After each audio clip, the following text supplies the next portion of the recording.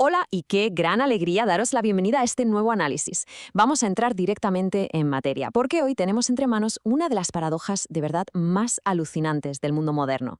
Pensemos en esto por un segundo. ¿Cómo es posible que un hombre con un doctorado, con un currículum académico brillante, se pase la vida entera ahogado en problemas económicos, mientras que otra persona, alguien que ni siquiera terminó la educación secundaria, logra amasar una fortuna de decenas de millones? Es una locura, ¿verdad?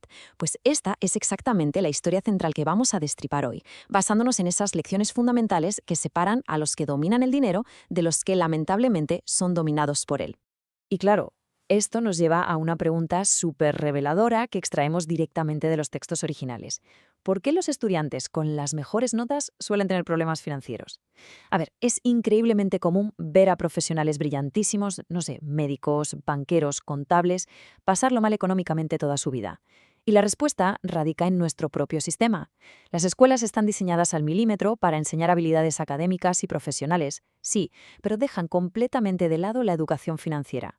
Nos preparan para trabajar muy duro, sin duda, pero no enseñan absolutamente nada sobre cómo funciona el dinero en realidad. Así que pasamos a la primera sección del análisis. Dos padres, dos mentalidades. Resulta fascinante la historia de un niño de 9 años llamado Robert, que tuvo la increíble oportunidad de comparar dos filosofías de vida totalmente opuestas sobre el dinero. Por un lado, la de su padre biológico, que siempre andaba con apuros económicos, y por otro, la del padre de su mejor amigo, que acabaría convirtiéndose en un hombre inmensamente rico. Y esto ilustra de manera brillante la enorme diferencia que había entre ambos. Ante un lujo o una compra difícil, el padre pobre solía cortar por lo sano, diciendo tajantemente: «No puedo permitírmelo. Ya está, fin de la historia». Es una afirmación que, por pura pereza mental, hace que el cerebro se desconecte y acepte la derrota. En cambio, el padre rico prohibía utilizar esas palabras. Él obligaba a cambiar la frase por una pregunta: «¿Qué tendría que hacer para permitírmelo?». Al convertir esa afirmación en una pregunta, el cerebro se ve forzado a arrancar, a buscar respuestas, y al ejercitarse se hace mucho más fuerte. Es literalmente como llevar la mente al gimnasio. Esta tensión, este contraste, se veía en absolutamente todos sus consejos. Fijémonos en esto. El padre pobre recomendaba estudiar a tope para conseguir un buen empleo en una gran empresa, mientras que el padre rico aconsejaba estudiar a tope para encontrar una gran empresa y comprarla. Uno decía que con el dinero cero riesgos, que había que ir a lo seguro. El otro, en cambio, animaba a aprender a gestionar ese riesgo. Y mientras el padre educado juraba que su casa era su mayor inversión, el padre rico sostenía que una casa es, en realidad, un pasivo. Aquí vemos clarísimamente cómo los pensamientos acaban moldeando nuestra realidad financiera. Todo esto nos lleva a la segunda parte. La carrera de la rata.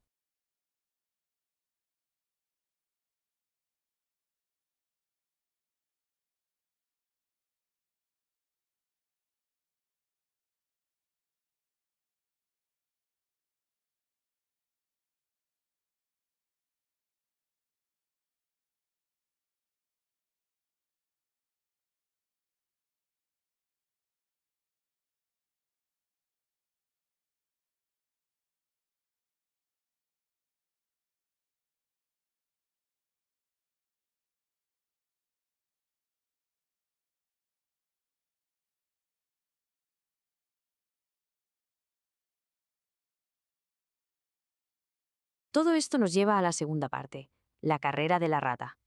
Esta aventura empezó por el deseo de dos niños de aprender a ganar dinero.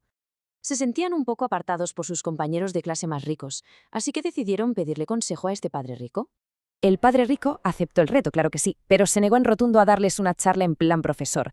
En su lugar les ofreció su primer trabajo: limpiar el polvo de las latas de conservas en uno de sus pequeños supermercados durante 3 horas cada sábado. El sueldazo, unos míseros 10 centavos la hora. Como era de esperar, la frustración no tardó en asomar. Cambiar sus valiosas horas de juego y su esfuerzo físico por una paga ridícula que apenas daba para 3 cómics, pues resultó desolador. Fue un auténtico choque frontal con la cruda realidad del trabajo tradicional. Y bueno, cuando llegaron las quejas y las exigencias de un aumento de sueldo, el padre rico impartió una lección súper profunda. La vida no suele darnos discursos, la vida nos empuja. Y ante esos empujones, la inmensa mayoría de las personas no aprende ni reflexiona, simplemente dejan que sus emociones tomen el control del volante y reaccionan de manera totalmente impulsiva, sin pensar. Así que el punto crucial aquí es entender esta trampa psicológica, el famoso ciclo del miedo y la codicia. Funciona así. Primero, el miedo a quedarse sin dinero empuja a buscar un empleo y a currar duro. Luego llega la nómina. Entonces la codicia o el deseo se hacen con el control y empezamos a pensar en todas esas cosas maravillosas que nos podemos comprar. Se gasta el dinero y ¡pum!, el miedo vuelve a aparecer para reiniciar el ciclo una y otra vez. Estas emociones son las que mantienen a millones de adultos dando vueltas en la cama por la noche, atrapados en un bucle infinito de trabajar para gastar. Para romper de raíz con esta estructura mental deficiente, el padre rico pronunció la frase que lo cambia absolutamente todo. Los pobres y la clase media trabajan por el dinero. Los ricos hacen que el dinero trabaje para ellos. Para obligarles a asimilar esto, hizo que Robert y Mike trabajaran en la tienda completamente gratis. Suena durísimo, ¿verdad? Pero al suprimir de golpe ese apego emocional a la nómina, liberó sus mentes para que empezaran a identificar oportunidades invisibles. Oportunidades que los empleados tradicionales nunca llegarían a notar. Y así pasamos a nuestra tercera sección. El dinero trabaja para ti. Después de vivir en sus propias carnes la dureza y el callejón sin salida de la carrera de la rata, es el momento perfecto para analizar la solución definitiva que encontraron estos chavales. Resulta que, mientras trabajaban gratis en el súper, notaron una oportunidad fascinante. Vieron que la encargada le arrancaba la mitad de la portada a los cómics que no se vendían para el distribuidor y el resto del cómic lo tiraba directamente a la basura. Así que los chicos negociaron quedarse con esos cómics desechados bajo la promesa, eso sí, de no revenderlos. Y con todo ese material abrieron una biblioteca en el sótano de Mike.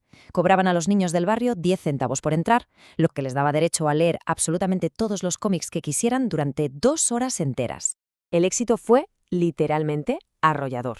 Llegaron a sacar una ganancia media de $9.50 a la semana, que para unos niños de aquella época era una pequeña gran fortuna. Pero ojo, que el mayor logro no fue el dinero en sí. Contrataron a la hermana pequeña de Mike por $1 semanal para que hiciera de bibliotecaria y administrara el lugar. Al hacer esto, crearon un sistema de ingresos totalmente independiente de su presencia física. Consiguieron que el negocio funcionara solo, sin ellos, cristalizando la idea de hacer que el sistema trabaje en lugar de hacerlo uno mismo. Esta lección empresarial tan temprana nos abre las puertas a la última sección de este análisis: activos contra pasivos. Vamos a meternos de lleno en la regla de oro de la riqueza y la piedra angular de cualquier educación financiera sólida. Hay que grabarse a fuego esta regla fundamental. No se trata de cuánto dinero se hace, sino de cuánto dinero se logra conservar. Todos hemos visto en las noticias esos casos trágicos de ganadores de lotería o deportistas de élite que de repente ingresan millones y en un abrir y cerrar de ojos lo pierden absolutamente todo. Y esta ruina vertiginosa ocurre precisamente por eso, porque construyen fortunas gigantescas sobre unos cimientos financieros que son endebles o totalmente inexistentes. Avancemos un poco y veamos cómo se construye este concepto. La genialidad del padre rico residía en mantener las definiciones súper simples, a prueba de niños. Para él, un activo es, en su forma más básica, algo que mete dinero en tu bolsillo. Ya está. Puede ser un negocio automatizado, inmuebles que generan un alquiler, inversiones en acciones. Si añade valor monetario de forma regular y positiva, es un activo. Escapar de la carrera de la rata empieza por entender algo tan tremendamente sencillo como esto. Ahora, lo verdaderamente interesante de este concepto es cómo choca de frente con nuestras convicciones más arraigadas. Un pasivo se define de forma muy cruda, como aquello que saca dinero de tu bolsillo. Y aquí, atención, es donde ocurre el desastre. Muchísima gente confunde pasivos con activos. Pensar que un casoplón enorme que no para de generar impuestos, hipotecas altísimas y un mantenimiento constante es el mayor de los activos, ese es exactamente el tipo de error crítico que arrastra a las personas directamente hacia la ruina financiera.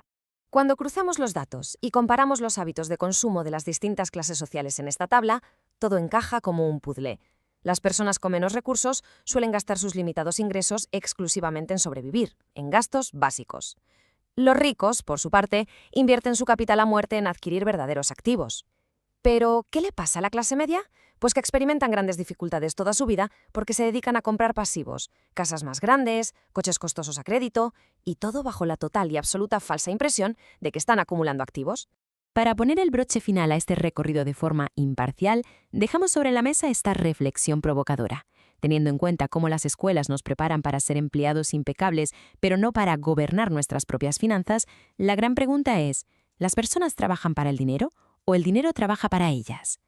Reconocer en qué lado de esta dicotomía estamos no es solo el primer paso para librarnos del miedo y la codicia, es la chispa necesaria para despertar ese deseo vital de no dejar nunca de expandir nuestra educación financiera.